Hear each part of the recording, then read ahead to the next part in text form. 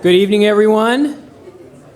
Welcome on this sweltering June day, wash and dry day, for those of you like me who have been on subways, which means you got very wet, then you got very dry. It's great to be together tonight. Thanks to all of you for being here. This is I think my third time in this venue with MAS, and it's a great place to have a forum like this. I'm Vin Cipolla, President of the Municipal Art Society, and we are very, very pleased to be sponsoring tonight's program along with the New York City Bar Association Committee on Land Use and Zoning and the American Planning Association New York Metro Chapter's Zoning Committee. New York City's zoning resolution turns 50 years old this year, and incredible. The resolution is, I remember turning 50. The resolution is a key component of our city's livability. It outlines where we can live, work, eat, the size and shape of our homes, offices, schools. Zoning regulations define what New York City looks like, block by block, neighborhood by neighborhood. Zoning is one of the most potent and dynamic methods of shaping our city. More and more, we're using zoning as a public policy tool to help preserve iconic structures like the High Line, to safeguard the topography of Staten Island, to open up waterfront access across our city. Since Amanda Burden was appointed chair of the City Planning Commission in 2002, the city has approved 110 rezonings. Perhaps no city planning chair has done a better job of striking the delicate balance and often contentious balance between encouraging growth and protecting neighborhood character. Practically since our founding, MAS has advocated for New York City's zoning resolution from the 1901 Tenement House Act to the pioneering zoning resolution of 1916. But by the 1950s, there were new demands on New York City and changing planning principles. The 1916 zoning resolution was overhauled in 1961, making way for incentive zoning and for the first time separating the city into residential and industrial districts. In 1961, MAS presented City Planning Commissioner James Felt with our highest honor, the President's Medal, for his work creating the revised zoning resolution. When MAS gave Felt the medal, we called the 1961 resolution the framework on which a finer city of the future will take form. A lot has happened since then. We've landed on the moon. Fifth Avenue is a one-way street. New York City has grown by nearly 500,000 residents. We at MAS are continuing to look at this issue 50 years later. Does this underlying framework still work for our city? Is it allowing us to build a city of the future? Many cities with decades-old zoning codes are beginning to reassess these sometimes outdated resolutions. Washington, D.C. has started this process. Their zoning code dates back to 1958. Under the guidance of one of tonight's panelists, Alan Greenberger, Philadelphia is in the process of updating its 1962 zoning resolution, and they just got approval on their comprehensive plan. Is it time for New York City to do the same? We're joined tonight by a panel of experts who will explore this question. Each panelist will give a brief presentation, and then I'll moderate a discussion between the panelists before opening it up to questions from all of you. First, I'd like to welcome David Karnofsky to the podium. David is General Counsel to the New York City Department of City Planning. Prior to joining City Planning, he held positions in city government as Chief of the Legal Counsel Division of the New York City Law Department and as Special Policy Assistant, Special Counsel to the Deputy Mayor for Operations. David.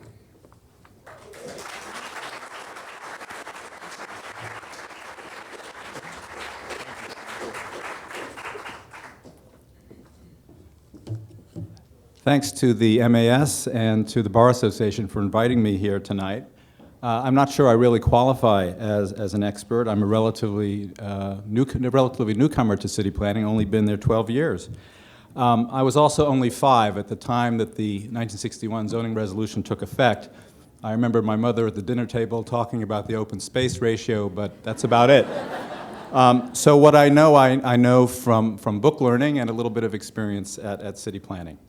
I was asked to give some background and context for tonight's discussion by presenting a brief overview of the history of the 61 resolution and its evolution since the time of its adoption. But before I do that, I did want to say something at the outset about the question that I think is in the room tonight of whether we need some kind of a comprehensive revision to the zoning resolution. My answer is no, at least if by that one means a new document animated by a new and different planning vision of the city.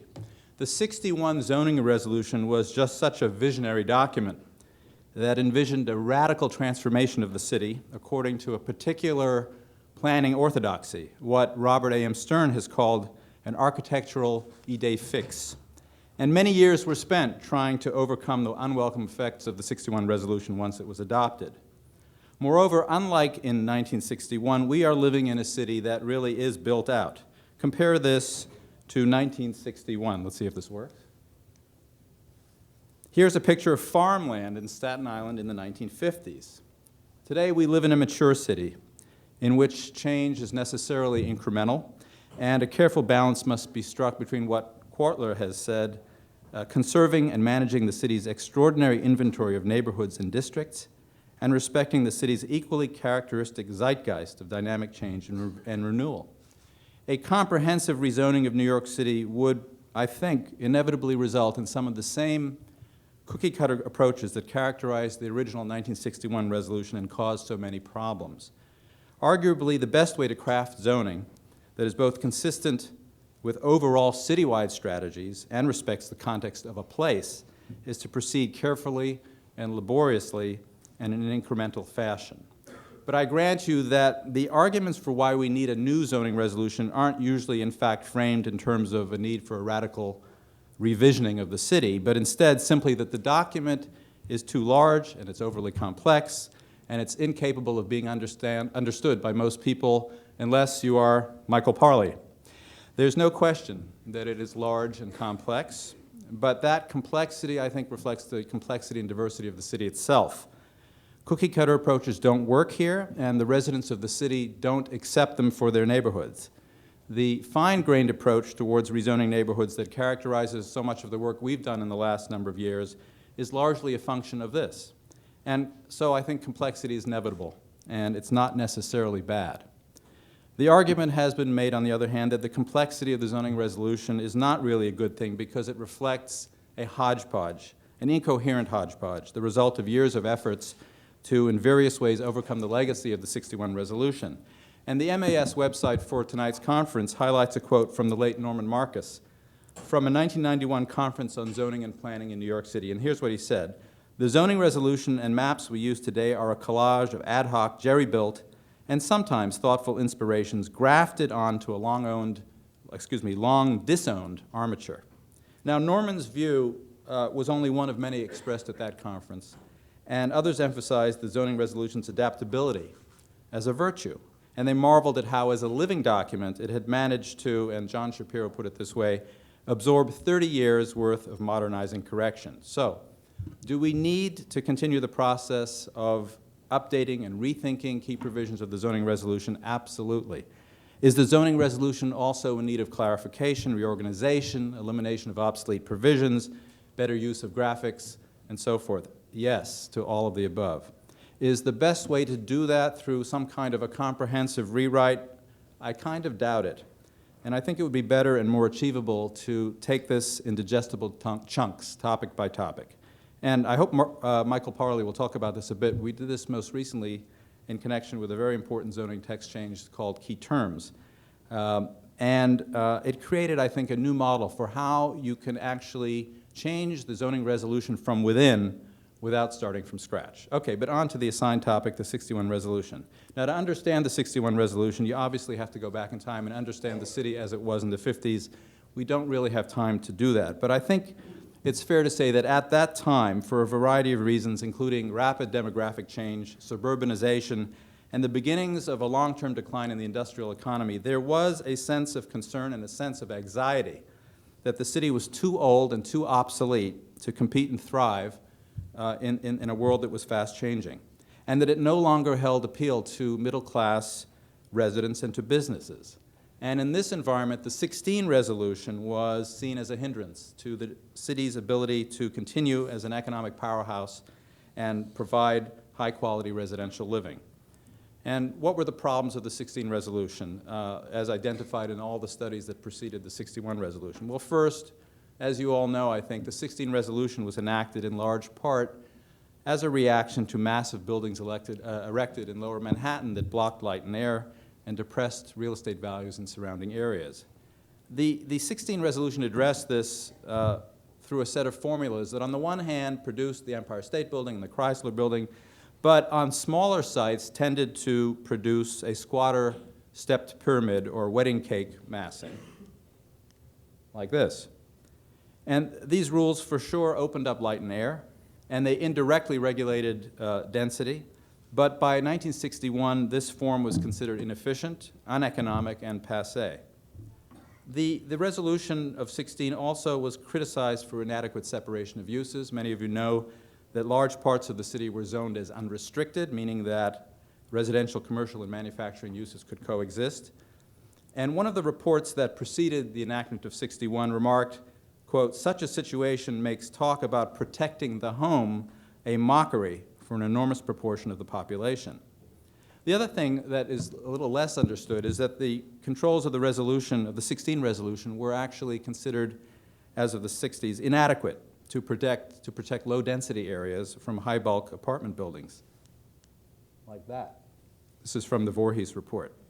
That may come as a surprise to you, and it may come as a surprise that this was a concern of the 61 resolution, because I think we're all familiar with the recent downzonings in the city which have taken place since 61 in reaction to the mapped densities that were created under that document. But the 16 resolution established a zoning capacity for about 55 million residents, while the 61 resolution was designed to accommodate approximately 12 million. So at least relative to the 16 resolution, it was a massive downzoning, particularly in outlying areas. The other thing, of course, is that the 16 resolution failed to address the explosion in automobile use that had occurred after World War II. There was no coherent or comprehensive parking policy. This is from Voorhees again, pointing out the terrible problems. The 61 resolution was intended to liberate the city from the wedding cake orthodoxy in order to allow for building types that were economic and allow for freedom of design. Interestingly enough, this change was initially welcomed by the architecture critics. The New York Times art critic wrote as follows: "Our town is becoming a hideous mountain range of layer cakes, content to repeat cliches of construction and unimaginative use of materials." The irony, of course, of all of this is that the 61 resolution ended up substituting one orthodoxy for another, this time reimagining the city in the international modernist style. And here was the new ideal for the high-density business district, Seagram's. And here was the ideal for the mid-density residential districts of the city.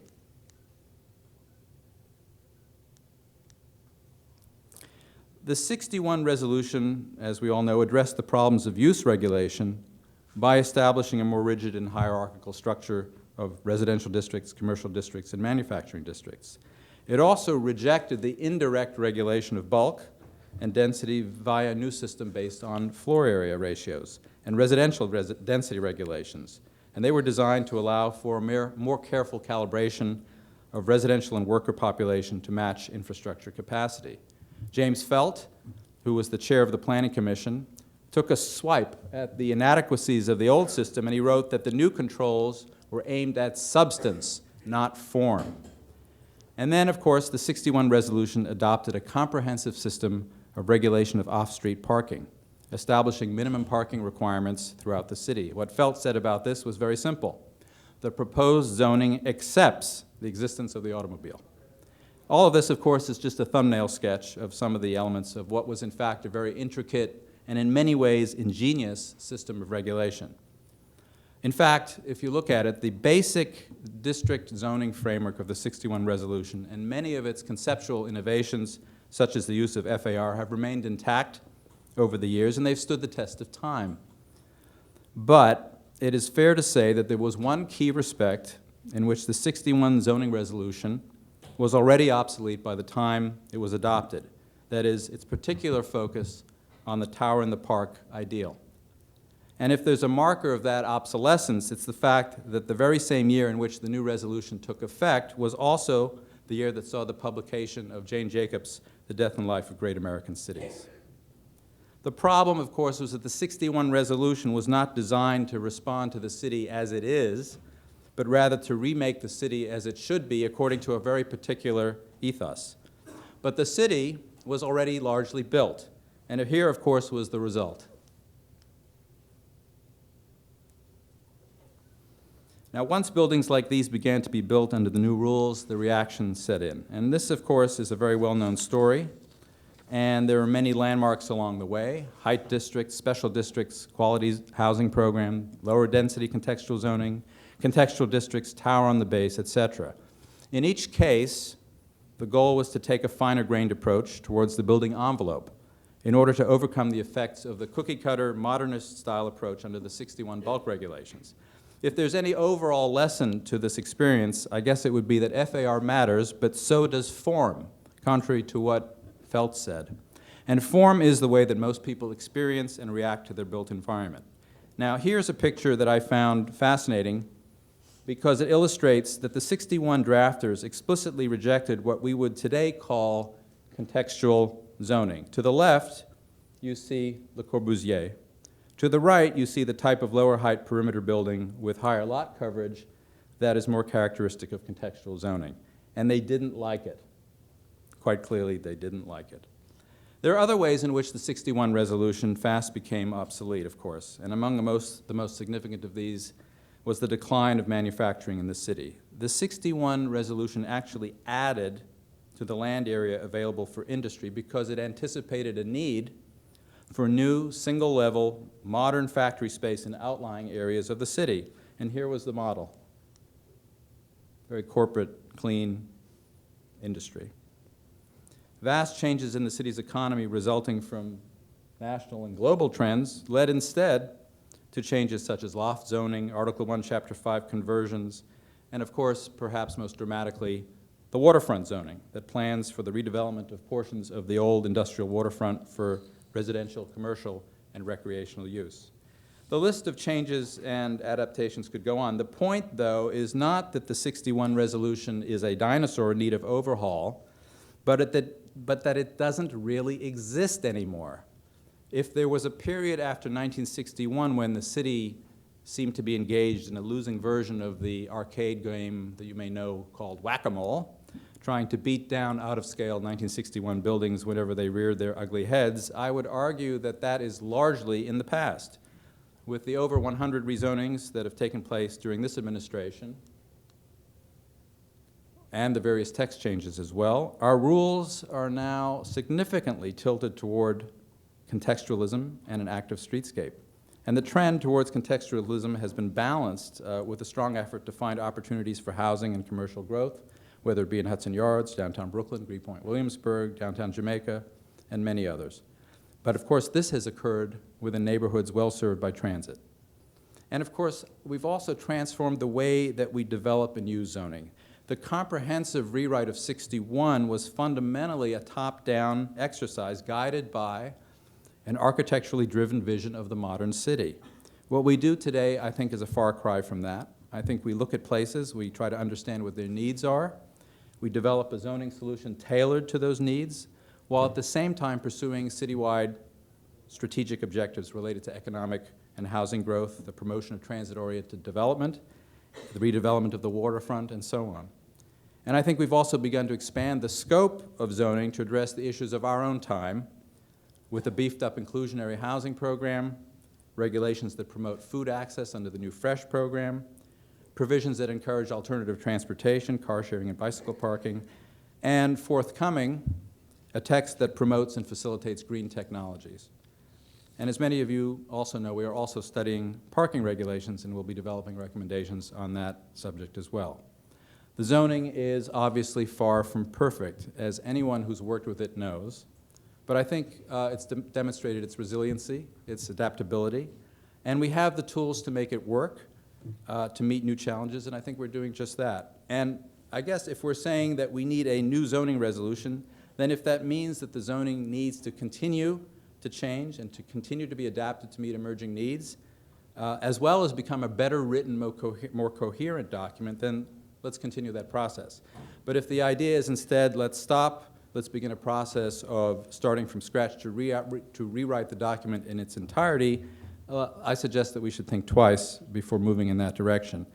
In closing, I just wanted to thank a couple of people at City Planning, Eric Kober, Sandy Hornick, Howard Slatkin, Adam Marr, and others as well for some of their thoughts on this. Unfortunately, though, one of the things they never explained to me was height factor zoning. So I did a little research with the help of Hannah Marcus and Wesley O'Brien. Okay. Height factor zoning is really about the number of pages in the zoning resolution. In 1916, there were 81 pages. 61, it went to 318. And in 2011, it's 994. This is exclusive of the maps.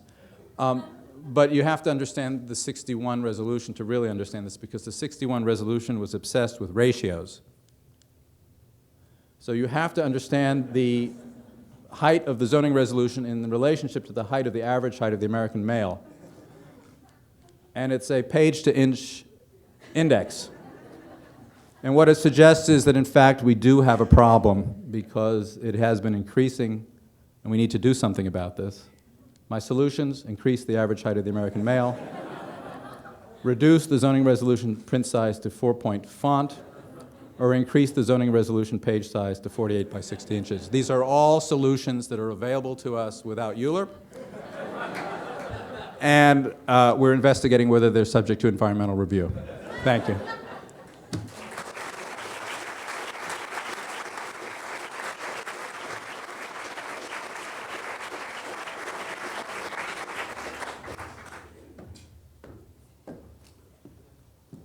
I'm going to resist a really mighty temptation to riff on that. Thank you, David. That was absolutely terrific. Please join me in welcoming Michael Parley.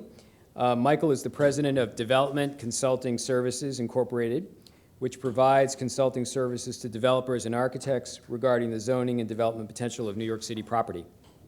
Trained as an architect and urban designer, Michael worked for the New York City Department of City Planning for 9 years, 5 of which as Deputy Director of Urban Design. While with the Department of City Planning, he wrote or co-wrote numerous special zoning districts texts and zoning amendments, including Midtown zoning. Michael.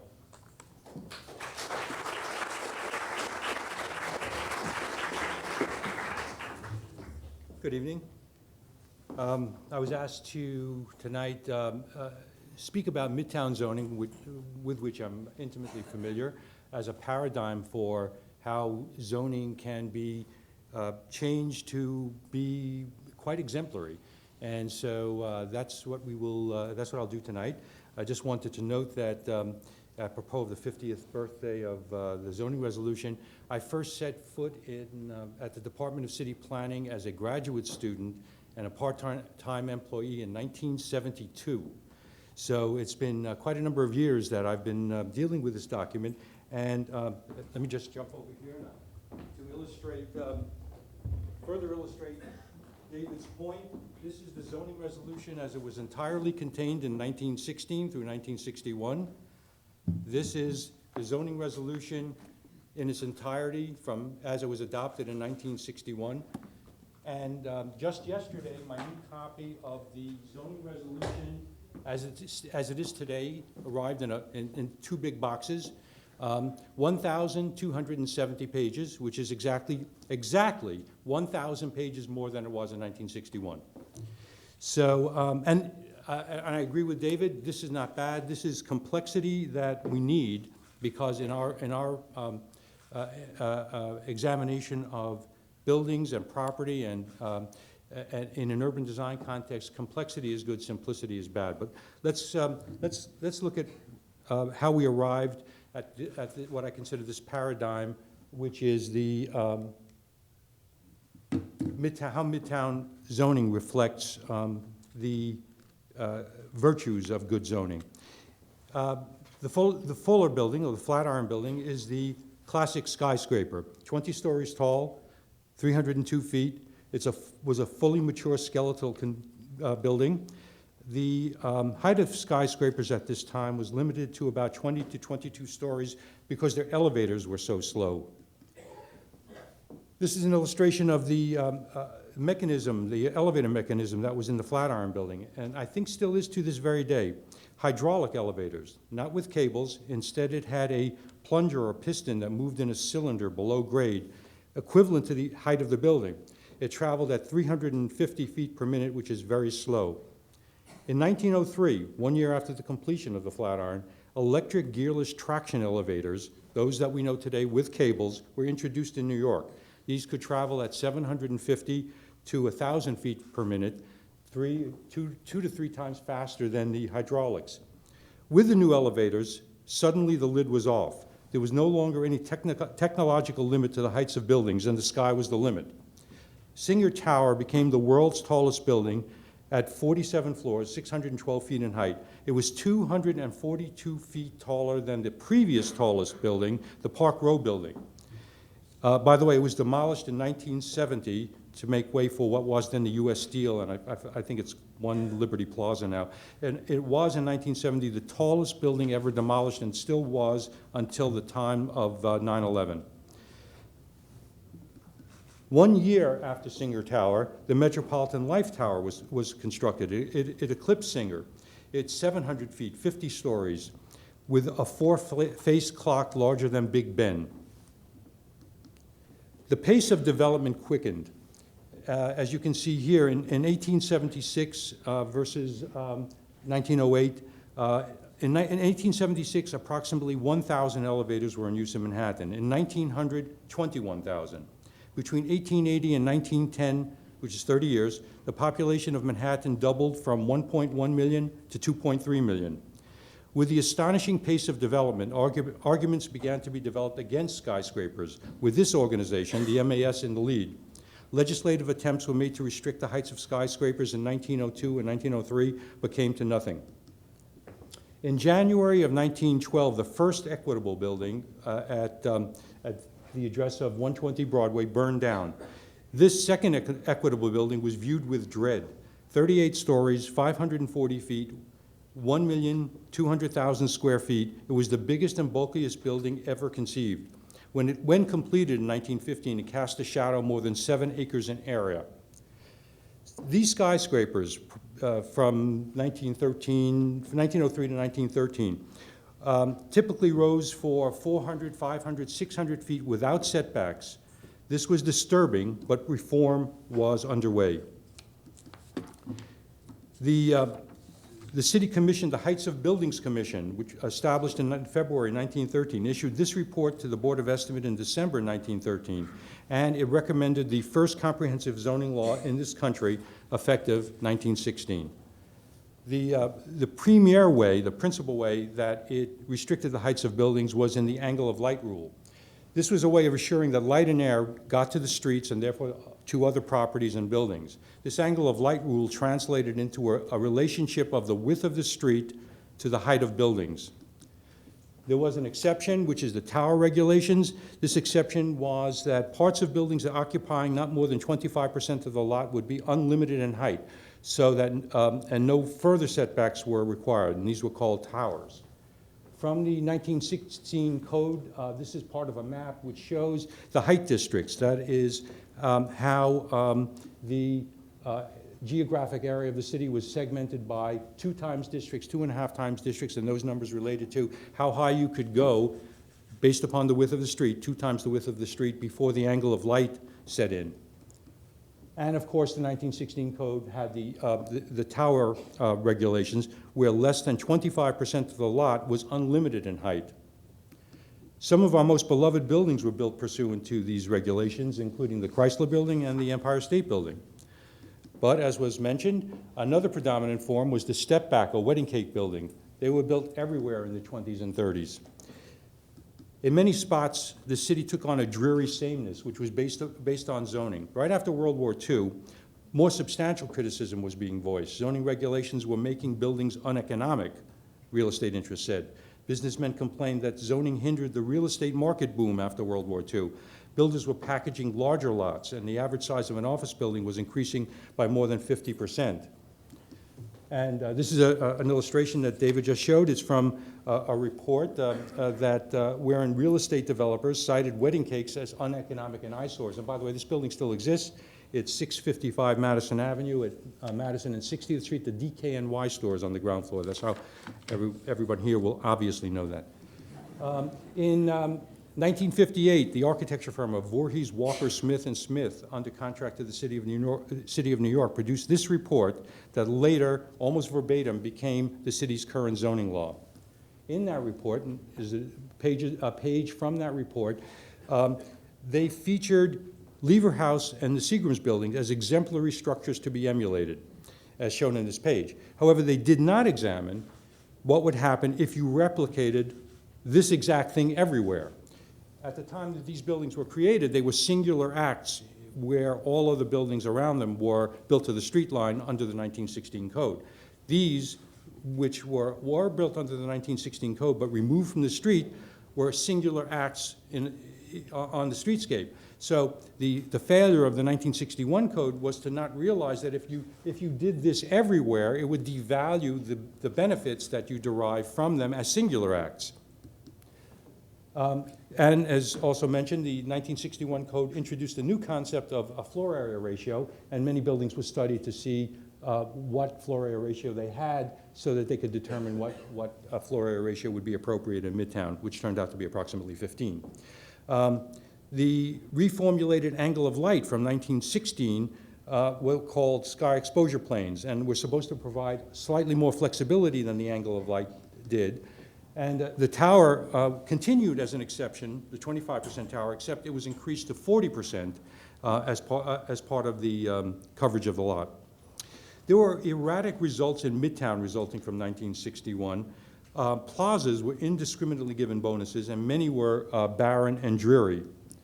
And a new form of dreary sameness came to be in towers with plazas, such as these Rock Center West buildings. In the 1970s, a different problem emerged. As bigger lots, like at the Rock Center, became scarcer, the 40% tower was not adequate for many lots. Many buildings were built with CPC special permits or Board of Standards and Appeals variances. And again, they started to rise straight up from the ground, from the street line, with no setbacks. Such as this is the IBM building, 57th and Madison, and the former AT&T, now Sony building just a block south. There was protestation from many quarters. Real estate interests didn't like this because they wanted a surety. They wanted as-of-right development, while the good government groups like MAS wanted greater assurances of light and air. So in 1978, the city started a zoning study, which it eventually enacted laws in 1982 for a local area plan, a special district for Midtown, with specialized sub-districts. And this local area plan, with its sub-districts, it forms a model for how to rezone a complex city. For example, in the Midtown plan, in the Midtown zoning district, there are identifications of streets that should, and those that need not, have mandatory street walls and mandatory retail. And much more flexible height and setback regulations, recognizing strict daylighting standards, but preventing buildings rising straight up from the street line. The results can be seen very pragmatically, although you can't see it too well in this slide. In two buildings on 57th Street, the LVMH building at 19 East 57th and the Chanel building at 15 East 57th. These buildings were built under exactly the same regulations, Midtown zoning, on exactly the same size lot. Let me just point out which ones they are. It's this one and the next one over. I have a photo. And they have, they are the same height at the street line. They go up to 150 feet, and then they set back the same amount. But the buildings, also have retail on the ground floor, which is mandated. And so the buildings have a great likeness in their overall bulk, but they look so different in their actual architecture. And this is great zoning because it allows flexibility, and yet adheres to basic premises of urban design. And this is a zoning that is exceedingly complex. The Midtown zoning special district is probably the most voluminous and the most complex there is in the zoning resolution, but it has to be to get great results. It is based on analyzing and acknowledging local neighborhood context, and as David points out, this is what city planning has been doing over many years, but at an accelerated pace in the last 10 or 11 under Commissioner Burden. And this sets a paradigm for how the city can be rezoned, and it is piecemeal, but it is within an overall context of analyzing individual neighborhoods and then fine-tuning and tailoring zoning to the characteristics, urban design qualities of each of these individual neighborhoods. Thank you.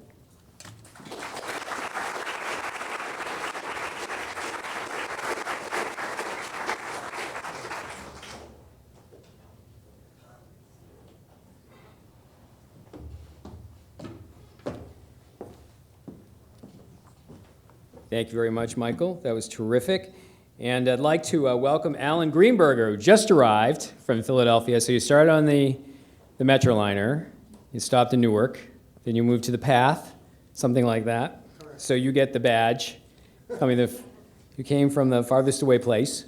We are so pleased to have Alan with us. Alan has been with the City of Philadelphia since 2008, the great City of Philadelphia. And served as executive director for the Philadelphia City Planning Commission. In June 2010, Philadelphia Mayor Michael A. Nutter appointed him deputy mayor for economic development and director of commerce. Prior to that, he was in private practice as an architect and planner. Alan is a co-founder of the Design Advocacy Group of Philadelphia, a 1,000-member organization. He is also a fellow of the American Institute of Architects and is on the faculty of the Department of City and Regional Planning at the University of Pennsylvania. All the way from Philly, Alan Greenberger.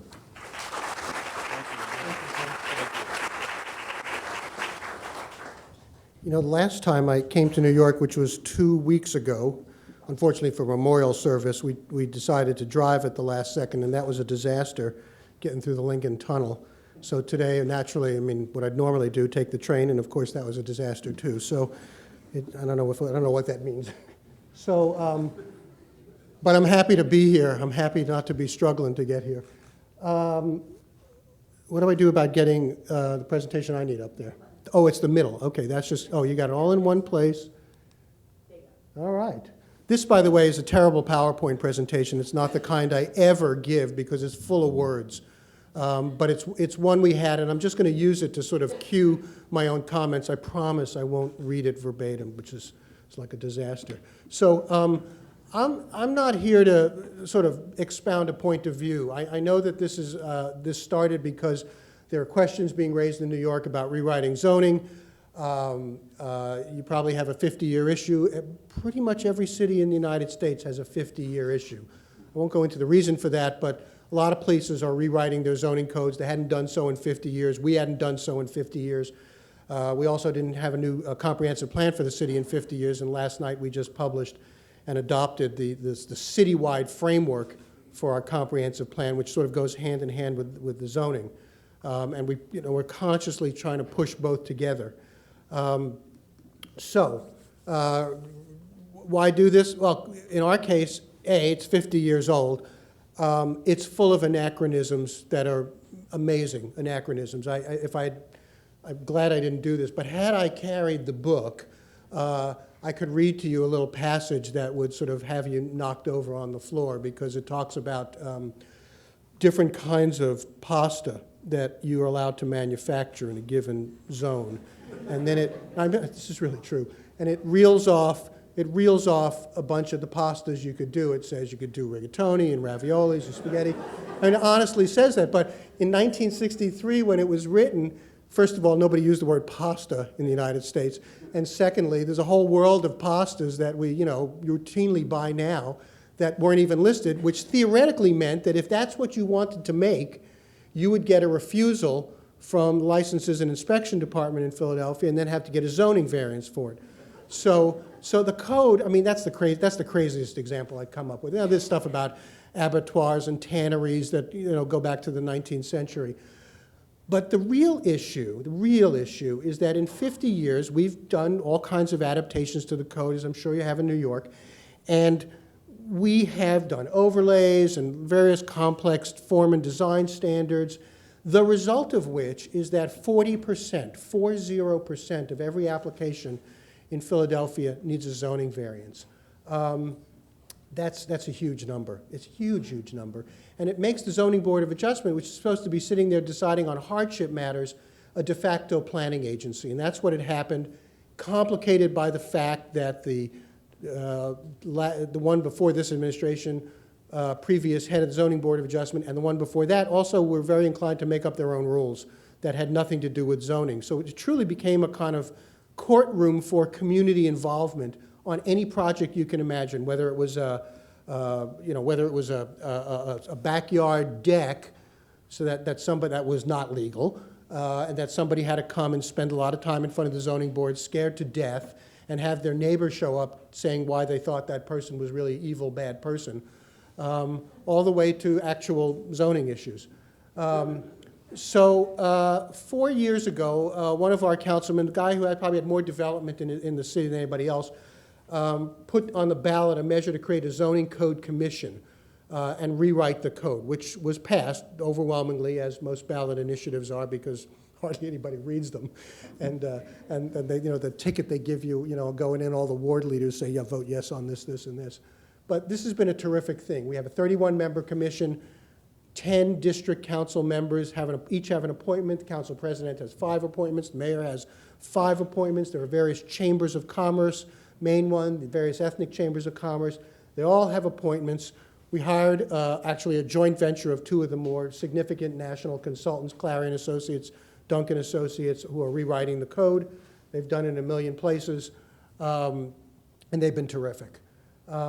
So you can read it here for yourself. This is what the charter mandate is. This is what the law that was approved by the voters said.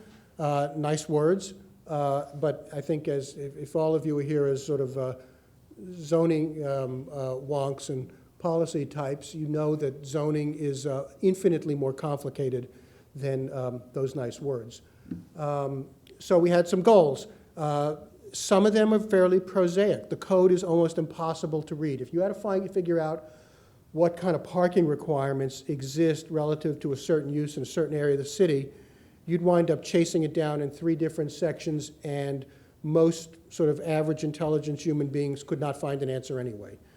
So there was a simple readability problem. There's also a graphic problem. You know, by the time you're into section 14/301, subparagraph D, part 3, you actually don't remember where you are. And it starts making references to other numbers, and you're totally confused because the graphic format doesn't allow it. It's very under-illustrated. That was another problem. So we had to fix all that, and we had to make this code more predictable. Philadelphia suffers from a lack of outside investment, and one of the reasons it doesn't get outside investment is that the conditions of development are very hard for outsiders to understand, because so much of it was running through district council members and related to the Zoning Board of Adjustment, which meant that every single project had a kind of new set of rules. And we were determined to bring the whole planning and review and entitlement operation back into planning. That's what the mayor wanted. That's why he asked me to leave private practice and do this. And make this a more predictable set of circumstances. So we want to lower the number of cases at the Zoning Board of Adjustment, significantly lower them by making more of right. We have to do it in respect to community involvement. Communities have become incredibly empowered to have almost veto rights. 3 people, 3 people, 1 person can effectively have a veto right over a project through court actions, which in Philadelphia people don't hesitate to do. And we want to encourage better development. We want to make this thing a better place with better public decision making. So there were 3 pieces of it. There was a year spent on simply figuring out what we had and what kind of problem it was, and writing a roadmap to get there, like a table of contents. Second year, or the next 2 years, was spent on rewriting.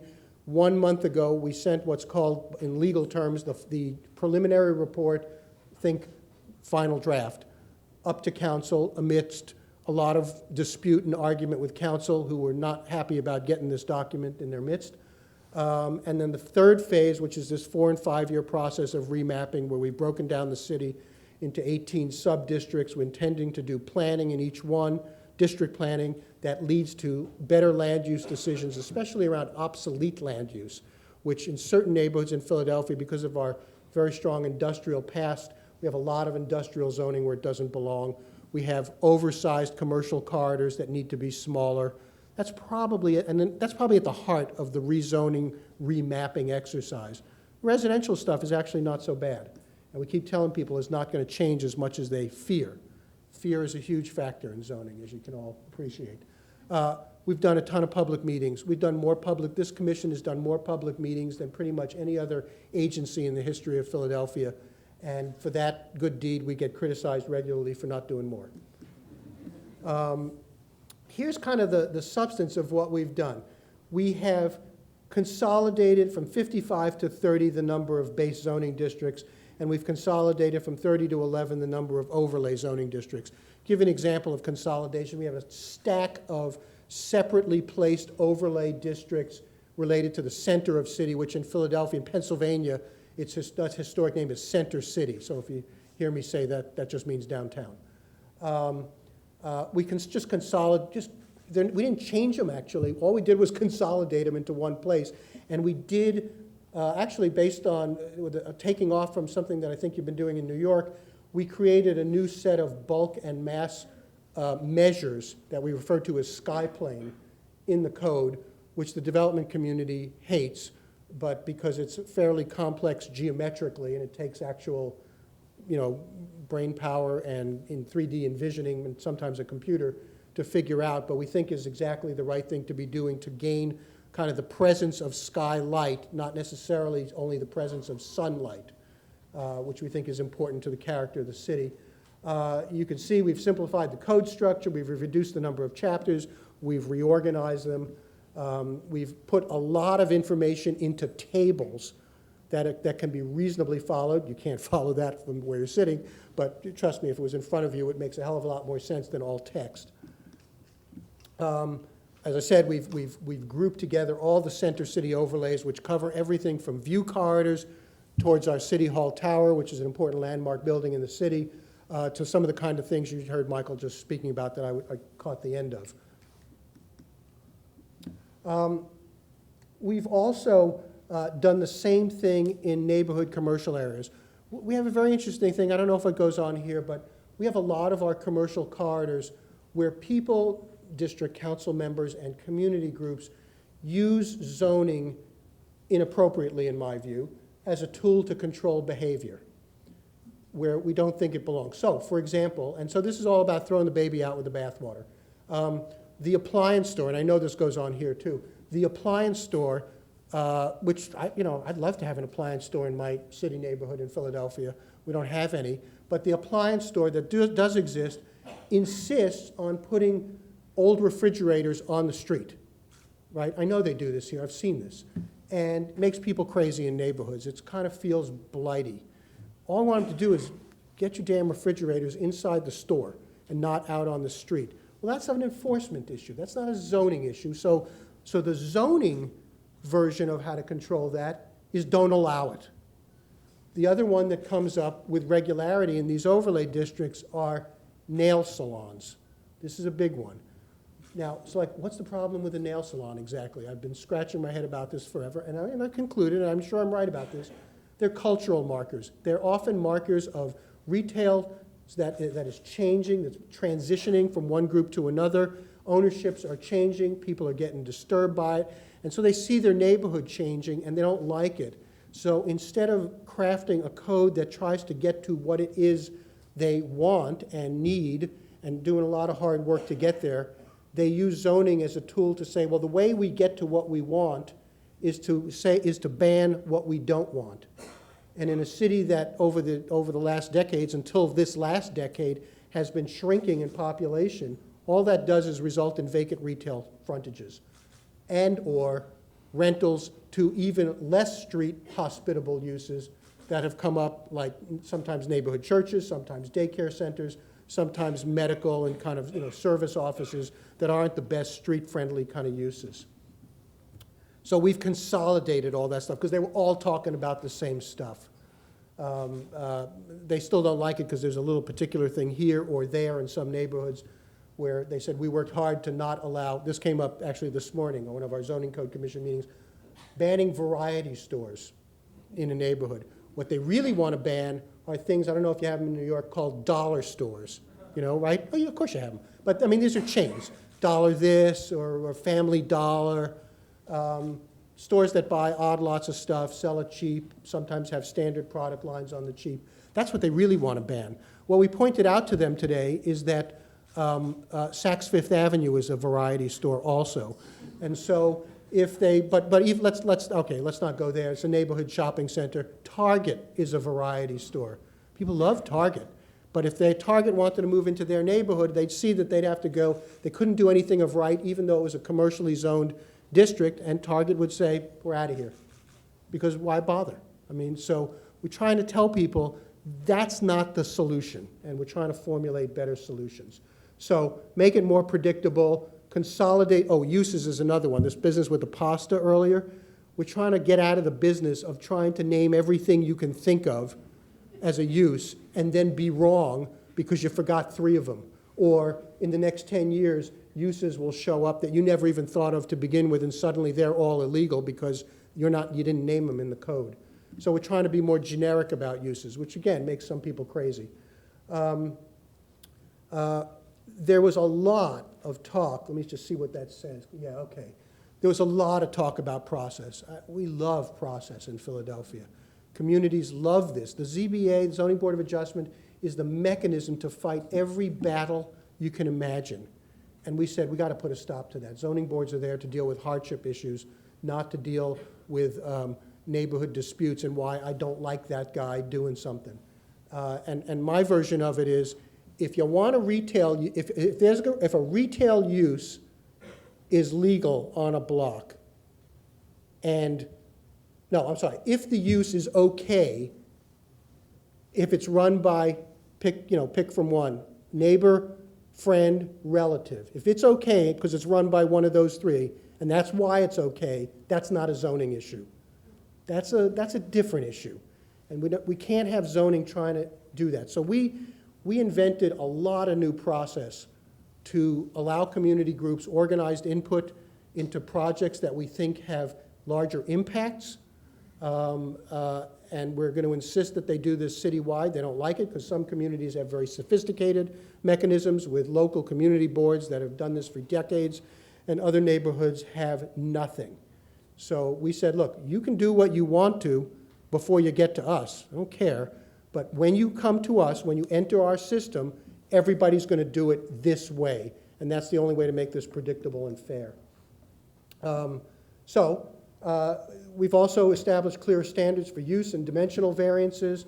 We've tried to be much smarter about this. It's not a form-based code except in certain areas.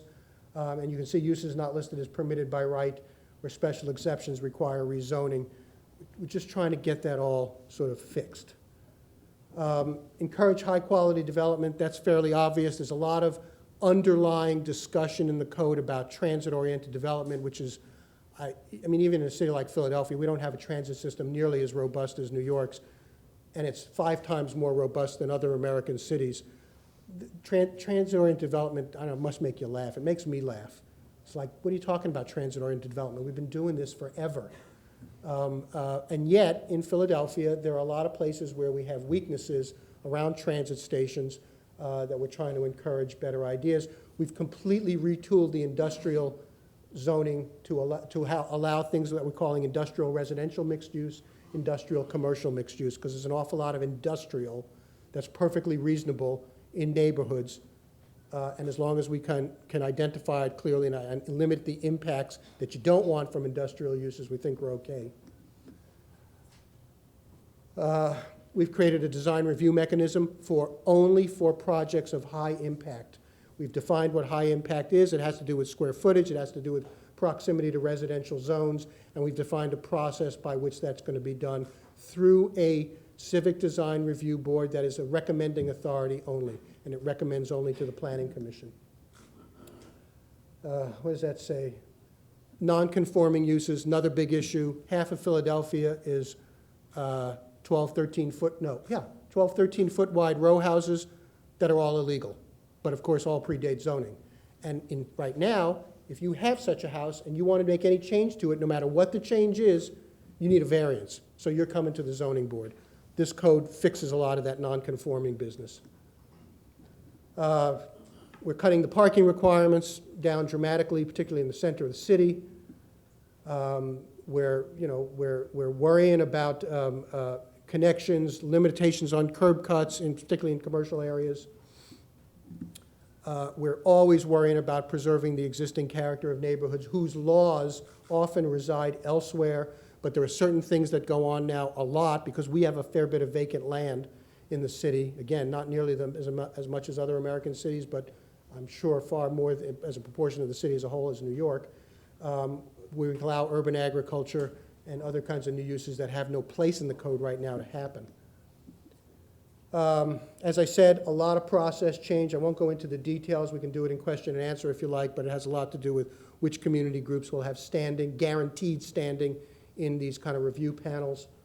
And there are triggers, what we call the triggers, the criteria that forces civic design review, which the developers community really hated, but I think we've got them actually believing now. So the code has been sent up to council. Council has to hold public hearings. First one's going to be next week.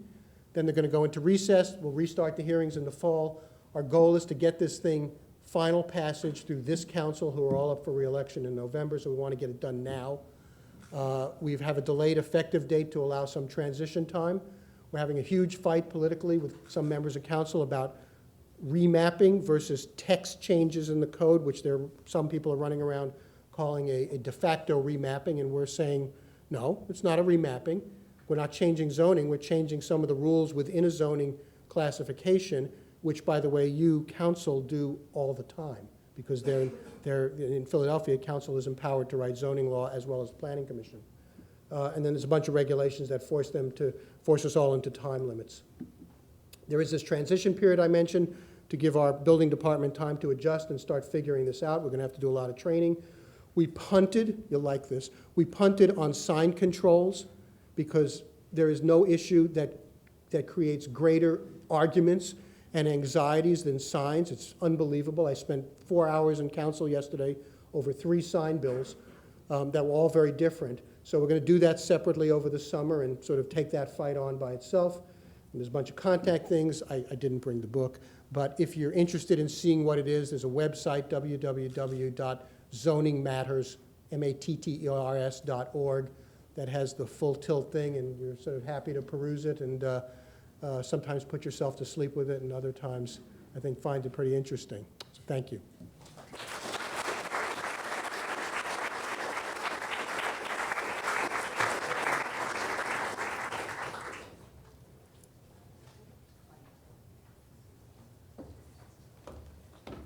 Thank you, Alan. We're going to invite you up here along with Michael and David. And we know that we have a specific arrangement, or we can just, I'll be on this end.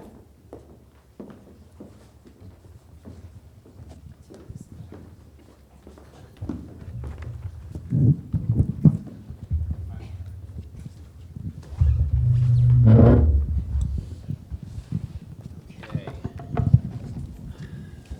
There's going to be a quiz after this. Everybody will fail. All right, we are handheld. And for those of you that might have arrived a little late, I'm Vince Pola, president of the Municipal Arts Society. Thank you very much for being here. And we have such a terrific audience tonight looking at the list of registrants. So I want to be sure that we leave ample time for questions. So I'm not going to hog the platform, because I know there's a lot of terrifically aware people in the room and a lot of expertise in the room. So, and I think we've got mics on both sides, and we'll do that in just a bit.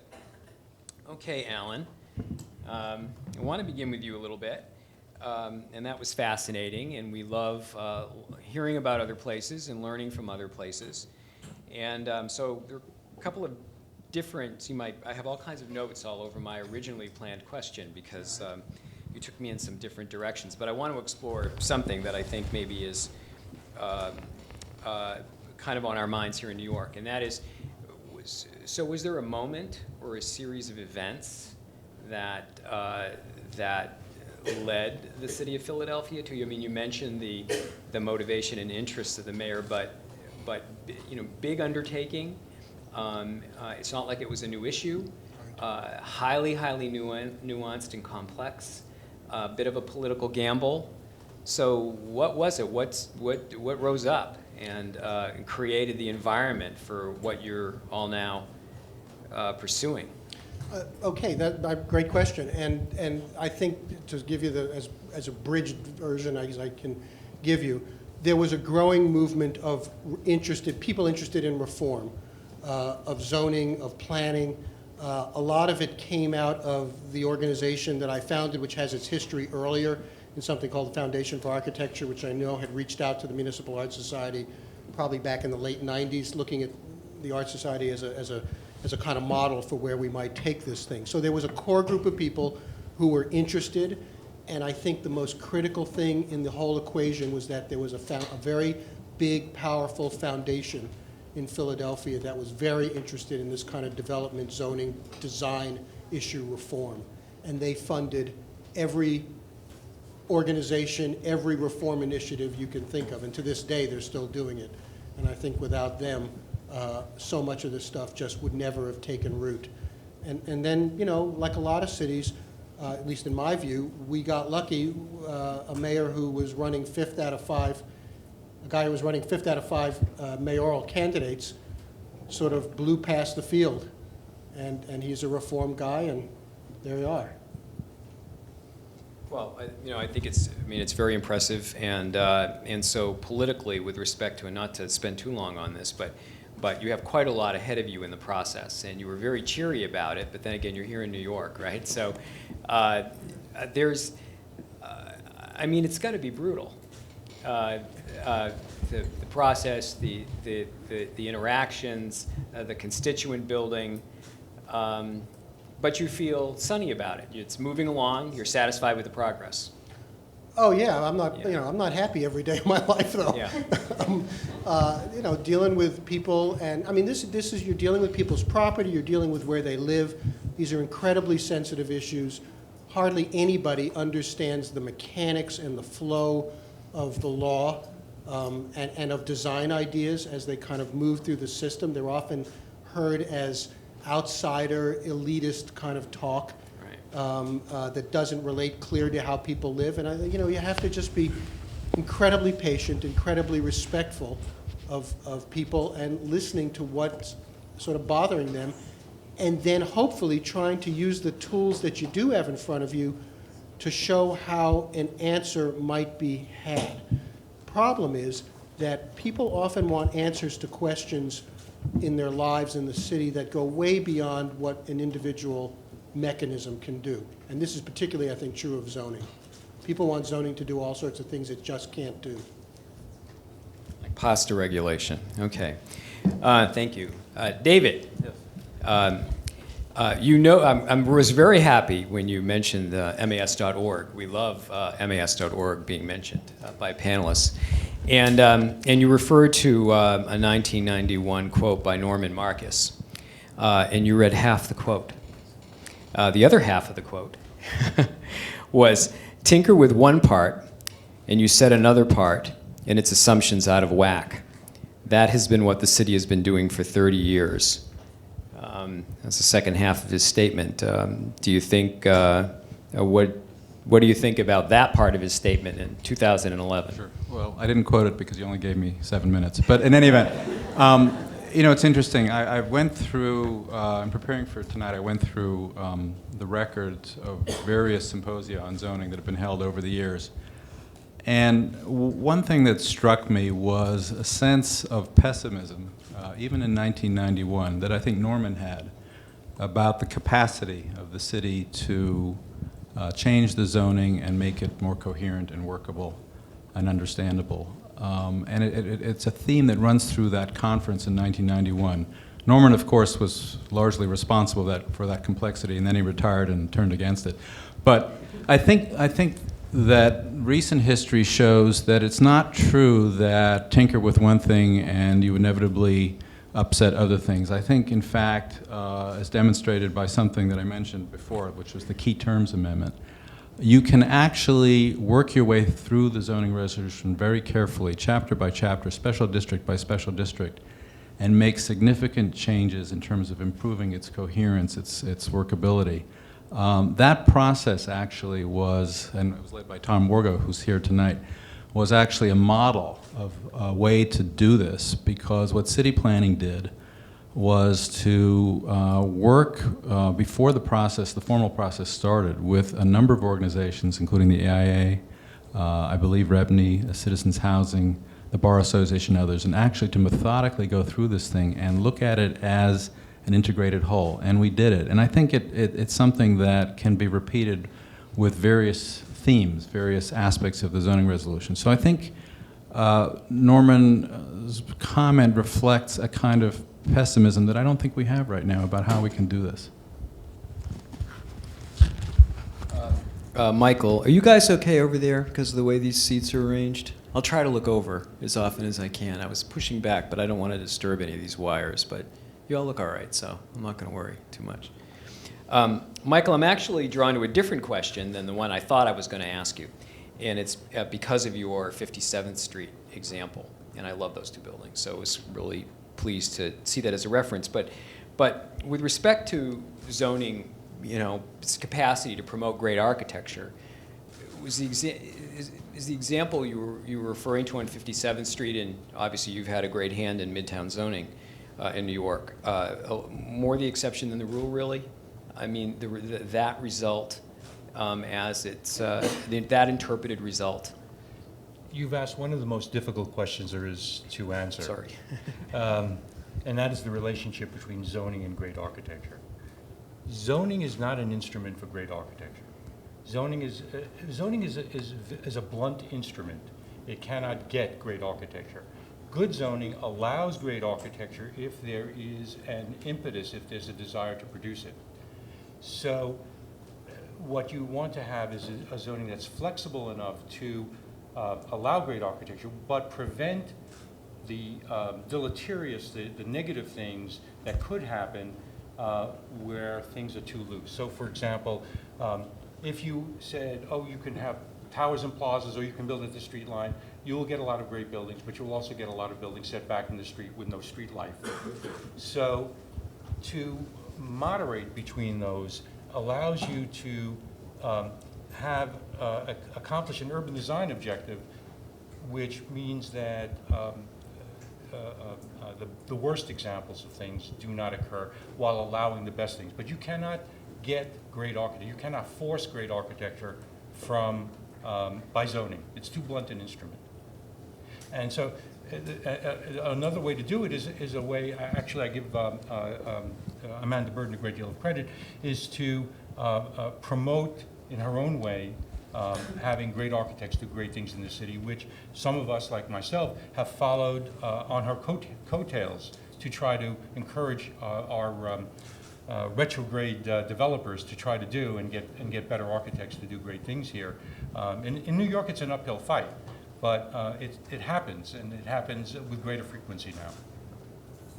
Okay, I might want to pursue that a little bit more, but at the same time, I do want to leave time for audience questions, so you might start to tee up a little bit. I know that I run my watch fast, but I'm also aware of how we're advertised here. I'm gonna ask one more question. It's kind of a larger philosophical kind of question, something we talk about at MAS in our program committee, which is the issues committee of the society, and really I'm asking it of all three of our terrific panelists. Given the what seems to be the track record of big planning projects in the post-war period, planners seem to be afraid, and again, this is philosophical, kind of a trending question, afraid to think really big and comprehensively, because of that track record and all of that criticism. The profession seems not to trust itself to think on a large, wide scale, and perhaps zoning in New York and Philadelphia is also kind of interacts with this, or might diminish this sort of sense of large imaginative planning, particularly in a time of heightened concern about climate change, the need for urban resilience. So, anyone like to jump in and comment on that? I'll give it a go. I think that's an accurate observation. I think that's the result of decades-long change in philosophy that I think tracks. The changes track to Jane Jacobs, actually. I think they track to the stoppage of federal funding for planning in the beginning of the Nixon administration, and many cities just kind of stopped. And at the same time, there was a kind of cultural impetus. It certainly happened in Philadelphia, where the mayor at the time basically, I mean, this is now on the heels of the Ed Bacon era in Philadelphia, said to communities, look, you don't have to listen to what these people are telling you. They don't know your communities. They're not being responsive from on top. So you're empowered to say what should be. And I think we've gone through decades of that. And I think the pendulum is now actively moving back, where people are saying, but wait a minute. That doesn't sound right. And B, we're seeing world cities do things that are outclassing American cities, maybe not on every front, but certainly on the development front. We're seeing extraordinary things. And, I'm not saying that nothing breaks in the rest of the world, but, here I am on the major train corridor in the United States with an engine that's failing, and not moving very fast or at all. And at 6 months ago, I'm on a 60-mile train trip in China that takes 27 minutes. So you have to worry. We're getting our butts kicked at a certain level, and we need to be thinking more comprehensively if we want to sort of compete. Having been at city planning only for 12 years and having observed Short-lived. right. Observe what's happened in the last few years. I mean, I think what's extraordinary is that we've been planning on different scales, from small neighborhoods in outlying areas of the city to projects like Hudson Yards. And when you think about something like Hudson Yards, I think it's almost unimaginable 10 or 15 years ago in terms of what we did and how it was an integrated plan that married zoning with infrastructure, whether it's sewers or parks or the transit itself. So I think there has been renewed energy, renewed vision, and then of course taking it to a different level, you only have to look at Plan NYC and the comprehensive waterfront plan and other integrated documents of that kind that try to knit together an agenda for a very broad, future-oriented development of the city, to see that there is a new energy in this area. So I can't comment before 12 years ago, but I can certainly say that there's a lot more going on now than in recent past. Let me say a few words about that. The answer to your question is yes and no. Sometimes when people refer to big projects, they're referring to infrastructure projects, which has really nothing to do with zoning. In terms of actual planning projects that may or may not involve zoning, there is a mixed bag of results from that. And it may make people trepidatious about engaging in large-scale planning, and rightfully so, because the chances of getting it wrong are not that bad. Take, for example, what's called the Trump thing along the West Side Highway. I mean, that is a disgrace. But it was a large-scale plan. There are many more recent plans that are better. Take the one instance where I think Mayor Bloomberg, who is, in my opinion, been one of the greatest mayors in our city, the West Side Stadium, big plan, which was, I think, at least all the people I knew thought was a big mistake. So large-scale plans have to be entered into very carefully because, as I say, the chance of getting them wrong is too great. We're pleased to have David Bragdon here tonight with us, and we had a great session on Plan NYC 2.0 and sustainability in New York, and that kind of big thinking. We should start with questions, but I'm so tempted, I'm going to do this, even though I'm going to ask one more. I'm sorry. I'm true to reputation, I guess. I had mentioned to David and Michael that I'm in your seat. I'm speaking on Monday at the conference for the Digital Society conference at the University of Maryland, and we have a lot of government, a lot of digital government people there, very invested in what's happening in information technology, how it's changing everything about the way that we do, and I'm in the umbrella. The umbrella of the session that I'm in is massively democratized urban planning, obviously having to do with the availability, accessibility, adaptability of information. What are your thoughts? I mean, we are in such an extraordinarily rapidly changing environment with respect to information, how it can be used and manipulated, its availability to citizens to command that information, act on it. But yet so much of what we do, of course, has really been formulated in a different era. And Alan, maybe given where Philadelphia is in its process, I mean, this has to be a condition, a reality that you must be dealing with. Yeah, we have a lot of side conversations, sometimes side jokes, about Athenian democracy versus representative democracy. And because I think of the availability of information and the expectation that massive amounts of information are going to be put out there, and that individuals feel that they have some level of approval veto right over a lot of detail. And there's a very blurry line now, at least in Philadelphia, there's a very blurry line, it's been there now for decades, between policy decisions, goal setting, and true, detail. I'm a citizen, I'm sitting next to the planning director at his or her desk every day saying, no, don't say that, don't do that. I mean, it often feels like that. There's got to be, our code was written to formulate what we think is a smarter balancing act. People don't, not only can't they do it, and they can't know the intricacies, although, I'm often surprised at how community members actually get it right many times, partly because they're not awash in the kind of crazy detail, what's often referred to as the sausage-making part of the operation. And we need their input.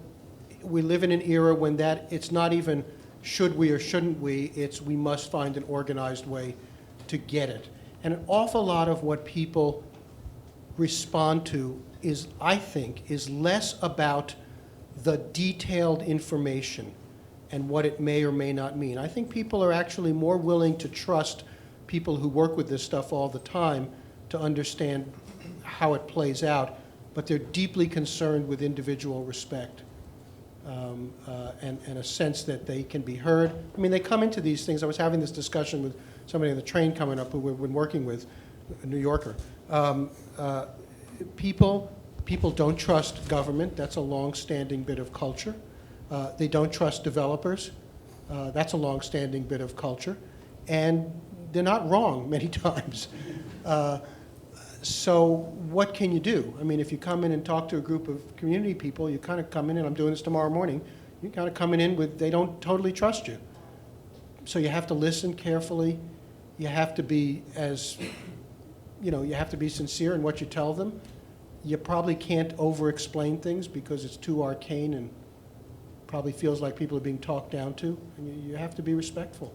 I think that's kind of at the heart of it, more than come and make all these decisions for me, which I think people actually don't want to do. I think they want to be heard, but I don't think they want to make decisions. When you were speaking about 40% of projects going through variance, I was reminded that in New York City, virtually all development is as of right. And I think what's amazing about New York is the combination of very active community engagement with as of right zoning, for the most part. That's a very unique combination. Somehow we've ended up in a situation where the community engagement in the process has not resulted in a veto power or a micromanagement of the retail use on the retail strip and so forth. And it's a very interesting combination. It does, however, mean that our zoning is more complex, because if you're going to have an as-of-right system, it's going to have to try to anticipate almost every situation, and that is a large reason why we have it. I guess my observation about the digital age is, we have this process called ULURP, which was enacted in 1975, and I think it's been reinvigorated by the amount of information that is available to the communities in the process, whether it's through the new zoning handbook or through the website or through data mining, and people come armed and engaged, and it's quite remarkable, and it's different than it was before all of this was accessible. All right, let's go to all of you. Sir. Yes, I have two quick questions, I hope. Would you mind us telling us who you are? Sure. I'm Judd Sheckman. I have a JD, and I'm currently a doctoral student at Rutgers University. Some people may know me formerly in the land use department of Brooklyn Borough President Marty Markowitz. So I kind of have these kind of meta questions, maybe a PhD student might ask, but the first one pertains to the broader context of planning. My dissertation is focusing on transit-oriented development and looking at the environmental impacts of the greenhouse gas impacts, basically, of the barriers to transit-oriented development in the New York suburbs, particularly focusing on Westchester County.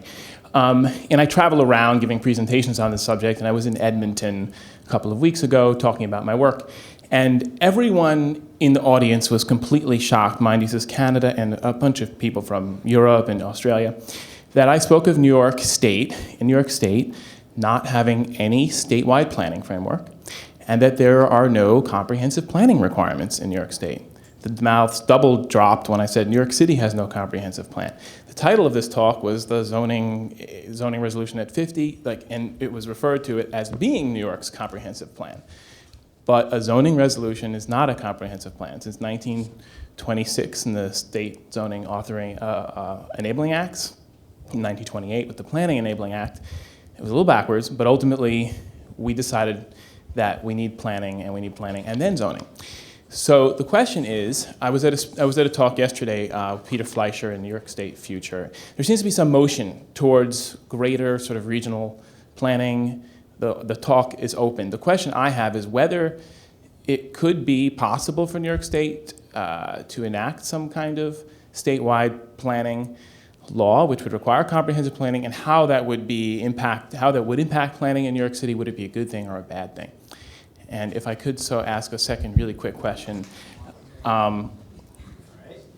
Really quick. How does the urban renewal law, eminent domain, obviously a recent lightning rod since Kelo, and the actions which are taken under it, you guys know a few that I'm talking about, reflect the failure of zoning?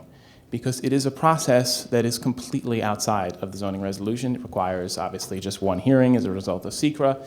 And does it mean that we're not allowing for uses we need to be? We should be using the ULURP process instead of state actions. Thank you.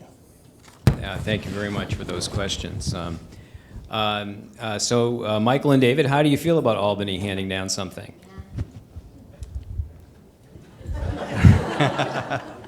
I haven't the faintest idea. Our issues, when you talk about possibly revamping the zoning resolution, whether it's a good idea or a bad idea, to precede that by having a regional plan that would suck all the air out of the room is not something that is, I think, going to happen.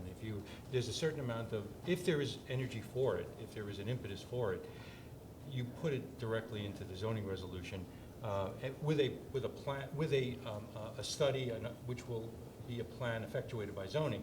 But a regional plan, New York State plan, is not something that I think is a useful endeavor because I think it would just drain energy away from anything else that we might need to be doing. Yeah, I think the history of master planning in New York City demonstrates just that, whether it was the Tugwell plan or the 1969 master plan. It did drain all the energy and produced nothing, really. This is a CLE, so I just want to say that actually there is a comprehensive planning or well-considered plan requirement in state law. And it's interesting the way the courts have understood that. And essentially what they've said, there's no such thing as having to have a plan. They said the plan is a compendium of the policies and various expressions of policy in the city. And in many cases, they've said the zoning is the plan for that purpose. So that's for CLE credit. So if you have government, you're good to go. You're good to go. But I think I came armed for this question in part, but I just want to read a little quote. 1975, following the demise of the Lindsay master plan, when John Zuccotti wisely put it to bed and said it was time to do local area plans instead. In 1975, 2 years later, the Charter Commission eliminated the master plan requirement from the city charter. And just briefly, here's what it said. A citywide master plan for the physical development of the city is an anachronism. And then it said, the assumption that the city's constantly changing development process can be frozen in some overall blueprint is wrong. This charter should cast off this approach to planning and instead mirror the reality of comprehensive planning as a continuing dynamic process, which deals with both citywide and local issues. I think that's what we have. And I think it's a different vision, and I think we've been through that old vision, and it turns out not to work terribly well. We could expand on that and those terrific questions, but I do want to go over to Roberta here. Roberta Gratz. I'll be easy after that one. 2 questions. David, early in your remarks, you spoke of, instead of trying to redo the whole thing, that maybe to do it by sectors or sections. I assume you meant by subjects, housing, transportation, or something like that. Did I misunderstand that? It could be done a variety of ways. It could be done in terms of a topic such as, let's look at, Michael has suggested this, let's look at street walls. How are street walls defined, used throughout the resolution? It's a term that's used all the way through. Are we doing it consistently? Do we know what we're saying? Can we make changes to make it clear? That's at that level. It's also at the level of saying, let's take a look at use regulation. Let's think about, for example, the manufacturing districts. Are there regulations in the manufacturing districts that are actually discouraging the kind of investment we want there because we're not regulating open uses well enough? Are we regulating the local retail area well enough, or is that whole system of the 1961 hierarchy between C1, C2, and on up the chain really relevant anymore? There are chunks that can be examined and reformed without having to start from scratch, from ground zero. Well, my question, and that's a very interesting clarification, is current thinking, current awareness of the mistakes of the past include the idea that we should be connecting all uses at the same time, not transportation here, housing here, retail here, manufacturing here. How can you integrate, which wasn't done in the 61, how can that, without throwing the baby out with the bathwater, but at least incorporating the most relevant thinking of today? That's number one in terms of the integration. The second part of the question is, none of you mentioned performance zoning, and I wondered what some of your thinking was. Well, let me respond to the mix of uses. And while it is true that zoning had an initial direction to separate uses geographically, over decades, particularly with the 61 code, there has been complexity introduced with MX development, MX districts, so to speak, which combine the allowance for manufacturing, commercial, and residential in the same district. And there are quite a number of them. There must be 10 or 12 by now. And they're a burgeoning category. The ability to use commercial and residential in the same building is widespread. So there isn't really a very strict separation of uses as there was in 1961. But that is something that should be enhanced further. For example, David mentioned manufacturing zones. We do still have outmoded restrictions in manufacturing zones, which could be examined as a discrete task to see whether there are other uses that might be allowed in manufacturing zones that aren't currently allowed. And this is something that doesn't require throwing out the entire zoning resolution in order to do. It's a discrete, valuable task that is very doable.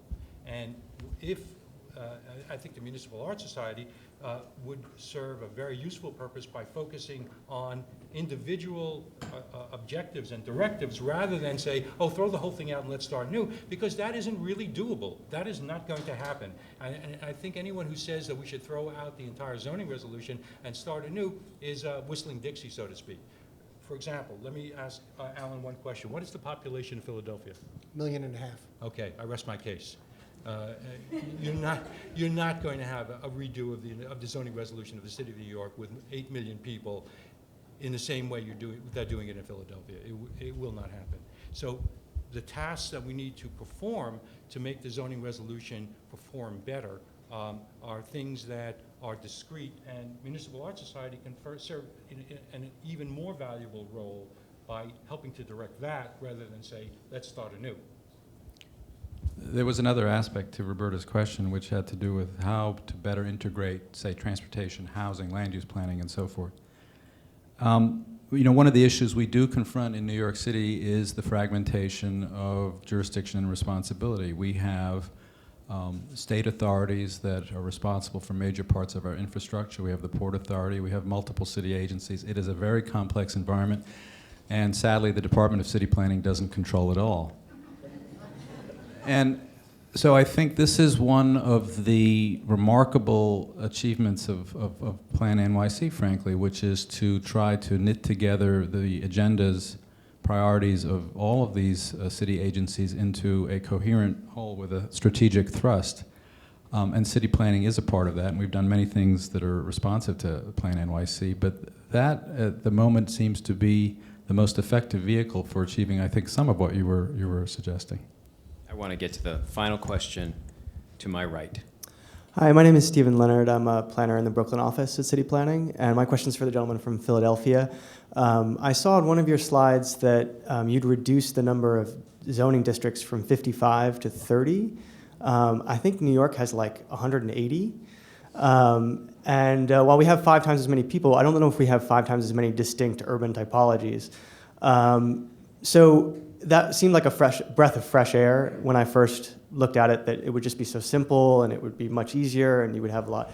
But then I thought about how, you know, zoning is something like a language that you use to describe what you want, and that, you know, we have, even when we have our 180 different words, we sometimes can't find the one that describes what we need. You know, R5B is too small, R6B is too big, and the only thing in the middle is R5D, which has weird parking requirements that nobody wants. So, was it difficult for you to shed some of the relatively few districts that you had, and can you talk about some of the benefits that you think you'll get from that? Yeah, and actually, we're getting a certain amount of pushback already on some of them. We just put back another district, so 55 to 30 is now 55 to 31, and it was just because of that issue. Like, yeah, there was a kind of in-betweeny that got lost in the shuffle. I think a lot of the ones that got eliminated, I mean, we did our homework, and a lot of the ones that got eliminated, we found were affecting, you know, 0.03% of the land area of the city. They were cooked up to, usually by an individual council member, to suit some very particular condition, in many cases that the purpose of which has now long been forgotten.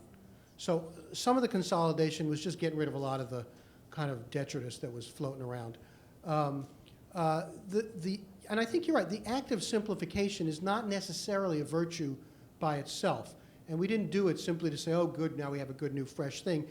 And it's so simple, it'll be that much easier to use. I'm not sure that being more complex would necessarily make it easier to use. What's the important thing is whether the categorization is relevant. and to how much is it relevant?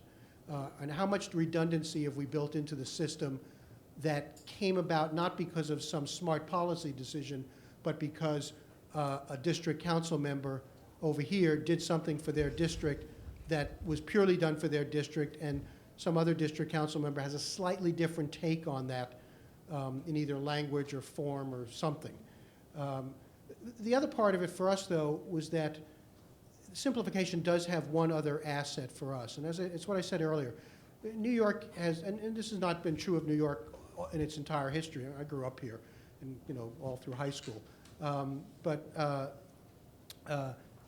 New York has a pretty robust market compared to other American cities, and Philadelphia has a pretty good market, better than most, not nearly as good as New York's or probably Chicago's. And a weak market is a huge disincentive for investment, right? I mean, it just goes hand in hand. So while the code itself is not the vehicle that's going to produce a more robust market, it is a piece of a puzzle to sort of open the gate a little further. We still have to do all kinds of other things to make the market better, but at least we don't want that thing being a roadblock. And simplification is a kind of marker to the outside world that the gate's a little more open. Thank you. Our time is up.